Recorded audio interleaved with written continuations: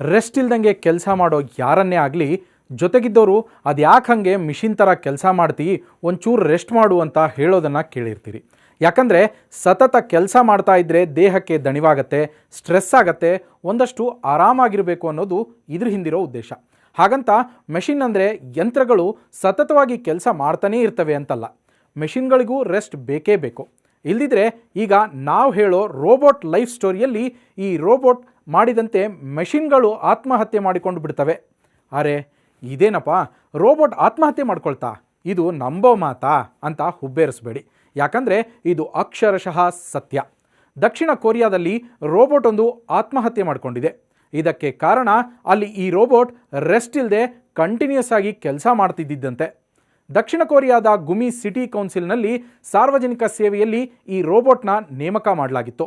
Robot supervisor ಅಂತಲೇ ಕರೆಸಿಕೊಳ್ತಾ ಇದ್ದ ಈ ಯಂತ್ರಮಾನವ ಆಗಸ್ಟ್ 2023ರಿಂದಲೂ ಗುಮಿ ನಗರ ಪಾಲಿಕೆಯಲ್ಲಿ ಕೆಲಸ ಮಾಡ್ತಾ ಇತ್ತು. ಅಧಿಕಾರಿಗಳಿಗೆ ಬೇಕಿರೋ ಕಾಗದ ಪತ್ರಗಳನ್ನು ತಗೊಂಡು ಹೋಗಿ ಕೊಡೋದು, ಪಾಲಿಕೆ ಕಚೇರಿಗೆ ಬರೋ ಸಾರ್ವಜನಿಕರಿಗೆ ಅಗತ್ಯ ಮಾಹಿತಿಯನ್ನು ಕೊಡೋದು ಹಾಗೂ ಪ್ರಚಾರ ಮಾಡೋ ಕೆಲಸವನ್ನು ಈ ರೋಬೋಟ್ ಸೂಪರ್ವೈಸರ್ ಮಾಡ್ತಾ ಇತ್ತು. ಆದರೆ ಜೂನ್ 26ನೇ ತಾರೀಕು ಇದ್ದಕ್ಕಿದ್ದಂತೆ ಸಂಜೆ 4 ಗಂಟೆ ಸುಮಾರಿಗೆ ಸ್ಟೇರ್ಕೇಸ್ನಲ್ಲಿ ಚಲನವೇ ಇಲ್ಲದಂತೆ ಈ ರೋಬೋಟ್ ಸೂಪರ್ವೈಸರ್ ಬಿದ್ದುಬಿಟ್ಟಿತ್ತು. ಇದನ್ನೀಗ ರೋಬೋಟ್ ಸೂಸೈಡ್ ಅಂತ ಕರೆಯಲಾಗ್ತಾ ಇದೆ. ಸ್ಟೇರ್ಕೇಸ್ನಲ್ಲಿ ಬೀಳೋ ಮೊದಲು ರೋಬೋಟ್ ಸೂಪರ್ವೈಸರ್ ವಿಚಿತ್ರವಾಗಿ ವರ್ತನೆ ಮಾಡ್ತಾ ಇತ್ತು ಅಂತ ಇದನ್ನು ಕಣ್ಣಾರೆ ಕಂಡ ಪ್ರತ್ಯಕ್ಷದರ್ಶಿಗಳು ಹೇಳಿದ್ದಾರೆ.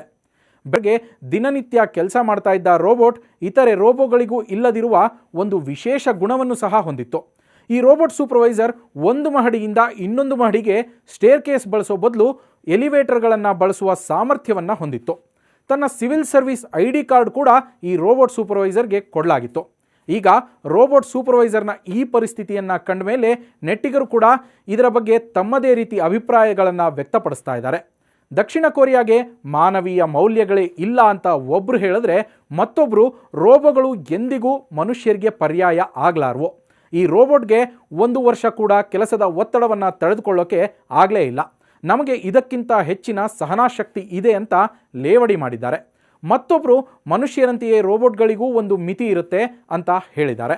ಕೊರಿಯಾದಲ್ಲಿ ಪ್ರತಿ 10 ವ್ಯಕ್ತಿಗಳಿಗೆ ಒಂದರಂತೆ ರೋಬೋಟ್ಗಳನ್ನು ಕೆಲಸಕ್ಕೆ ನೇಮಕ ಮಾಡಿಕೊಳ್ಳಲಾಗ್ತಾ ಇದೆ.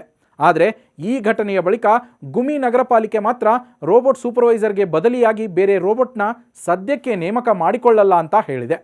ಮತ್ತೊಂದೆಡೆ ಈ ರೋಬೋಟ್ನ ತಯಾರಿಸಿದ ಅಮೆರಿಕಾದ ಕ್ಯಾಲಿಫೋರ್ನಿಯಾ ಮೂಲದ ಬೇರ್ ರೋಬೋಟಿಕ್ಸ್ ಸಂಸ್ಥೆ ಇದರ ಬಗ್ಗೆ ತನಿಖೆಯನ್ನು ಕೈಗೊಂಡಿದೆ. ರೋಬೋಟ್ ಸೂಪರ್ವೈಸರ್ನ ಪಳೆಯುಳಿಕೆಗಳನ್ನು ತೆಗೆದುಕೊಂಡಿದ್ದು ರೋಬೋಟ್ನಿಂದ ಮಿತಿಮೀರಿ ಕೆಲಸ ಮಾಡಿಸಲಾಗಿತ್ತಾ ಅನ್ನೋ ಬಗ್ಗೆಯೂ ತನಿಖೆ ನಡೆಸಲಾಗ್ತಾ ಇದೆ. ಈ ರೋಬೋಟ್ ಸೂಸೈಡ್ಗೆ ಕಾರಣ ಏನು ಅಂತ ಗೊತ್ತಾದರೆ ಇನ್ನೂ ಅದೇನೇನು ಆಶ್ಚರ್ಯ ಕಾದಿದೆಯೋ ಗೊತ್ತಿಲ್ಲ.